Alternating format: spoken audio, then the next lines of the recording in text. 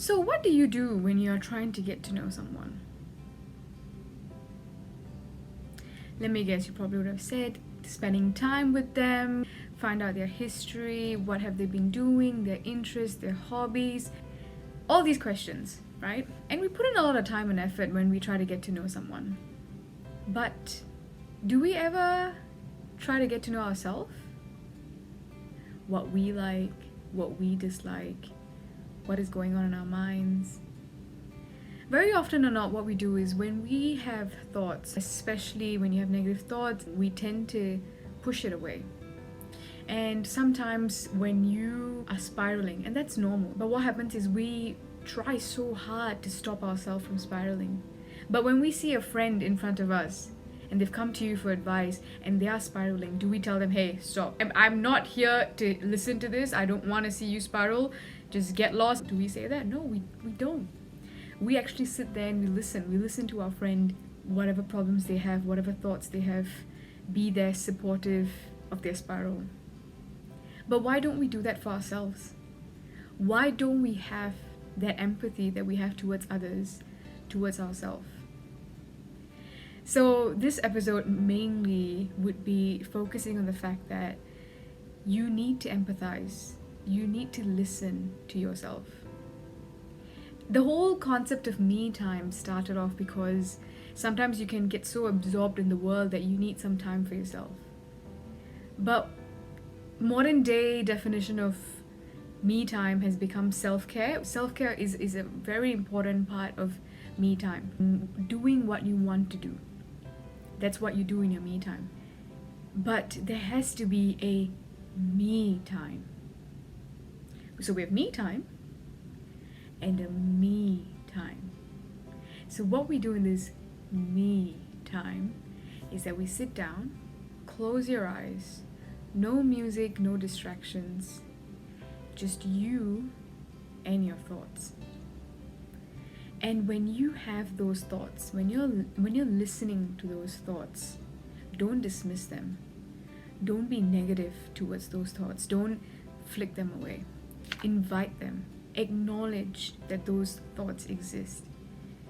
And once you acknowledge the existence of these thoughts, now ask, why? Why am I thinking this? Why am I feeling this? Ask why. And the deeper you go, sometimes you can discover things that you didn't even know existed. So this is not something that you just do when you are feeling down. This has to be something that you set aside for yourself every day. Getting to know yourself, giving yourself that time. I think you deserve at least 5 to 10 minutes for yourself, purely the sound of your thoughts.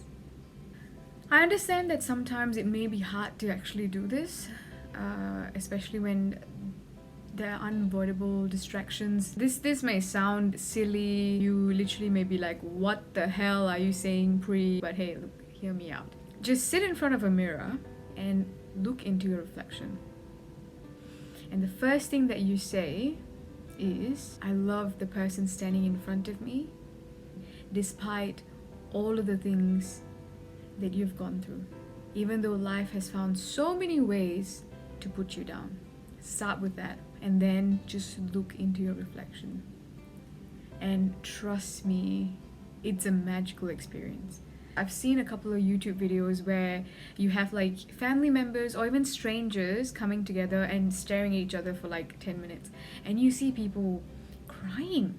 There's a burst of emotions. You can't describe it. You can't even explain why. Or they've barely said a word. Why are they crying? You know, and even when they try to explain themselves, they'll be like, I don't know why that made me cry, but I was crying. So if two strangers can feel that sort of connection, and obviously it's not just crying, there's a lot of other emotions that you can't explain. You can only experience it. So give it a try. Stare into your reflection for as long as you can and let yourself feel. Give yourself that liberty to think. The reason why I wanted to talk about this specific topic is because I feel like a lot of things that we do day to day is an escape from ourselves. So even if we are in a quiet, silent place, sometimes we can't be alone with our thoughts, so we try to fill it in with music, or we fill it in with a phone call. This is not what everyone does, but this is something that I noticed that I was doing in the past, and I've sort of moved away from it. But we all have an escape, and all we want to escape is our thoughts. Sometimes our thoughts can get overwhelming, and they can literally make you feel so uncomfortable that you can't even afford to think of them. That discomfort that you're feeling is you being vulnerable, and you need to embrace that vulnerability. A lot of us strive to be strong. A lot of us do not like to be vulnerable, but in this sort of reflective moment, it's okay to be vulnerable because you're only being vulnerable to yourself. So try that. Be vulnerable. Let yourself be vulnerable and embrace, welcome that discomfort. When you are in your comfort zone, you don't grow. The moment you step out of it is where growth starts. So it's important to feel that discomfort, to embrace the discomfort. And trust me, the more you do this, the more comfortable you'll get. And I can't promise you this, but you might find answers to a lot of questions that's been bothering you. So I hope you give it a try, and I hope you give yourself that opportunity to get to know yourself, because it is so damn important to know who you are. But yes, I really hope you enjoyed this video.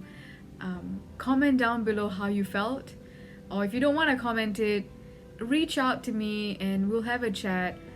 It would be nice to hear how you guys felt if you guys ever try this. So I hope you have a great day, and I will see you soon with another video. Thank you so much.